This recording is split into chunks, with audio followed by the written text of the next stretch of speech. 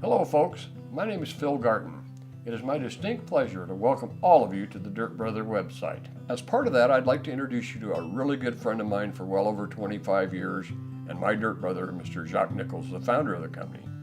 But before I do that, I'd like to tell you a little bit about my friend Jacques. Jacques graduated from Stanford Law School in 1961 as an attorney and took a job with a Portland, Oregon law firm. He soon discovered that he enjoyed working with new startup companies. And boy was he good at it. Lady Luck was certainly shining on him in those days, and he was fortunate enough to represent the original investor groups in really large companies that are now household names. Some of those companies grew to many $billion of value in a very short time. He was riding the crest of a huge tsunami of success, and life for him and his young growing family was terrific. He was then hired by a really large company in downtown Portland to oversee a venture capital fund and named the managing general partner of that fund. He was given a $100 million checkbook, and he started buying startup companies. Everything went great in the first year, but early in the second year, the CEO of that company attempted to take unwanted liberties with his office manager. A few days later, the CEO terminated the partnership agreement that they had. Needless to say, Jacques was devastated. All his plans, all the equity that he'd worked so hard to put together was gone in a flash. He lost millions of dollars virtually overnight, and it drove him into a very embarrassing bankruptcy.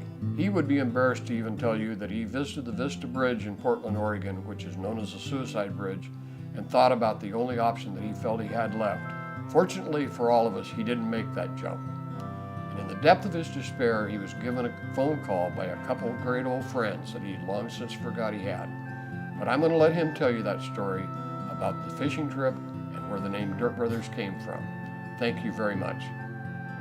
So we went fishing for salmon. A beautiful summer day. As the day moved along, I thought, I know I can trust these people, good friends, but the man in Portland I couldn't trust. How do I know who I can trust in life? So I said a quiet prayer, just between me and God. And I said, God, I need a way to know who's a trustworthy person. I need a name. And I heard two words. I heard the words Dirt Brothers. Now, what's a Dirt Brother, I thought. So I asked another question. I said, how will I know a Dirt Brother? And God said, you'll know someone because he or she laughs hard, hangs tough, and lends a hand. I told them I'd get some caps made up, which I did, and on another trip I gave them their caps. And they would call me after every time they went fishing and tell me that they could have sold a bunch of hats. That was what was going on. People were attracted to those words because life is a journey.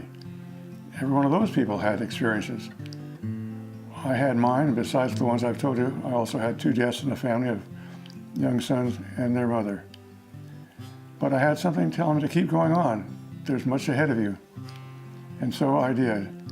And I've reached this point now where Dirt Brothers is going to be an apparel company and other products, and it's going to be a movement. We want people to come to our website and tell their stories. Laugh hard, hang tough, lend a hand stories. We want this to grow. Dirt Brothers appeals to the young, the older, men and women. That's what I'm here to tell you about.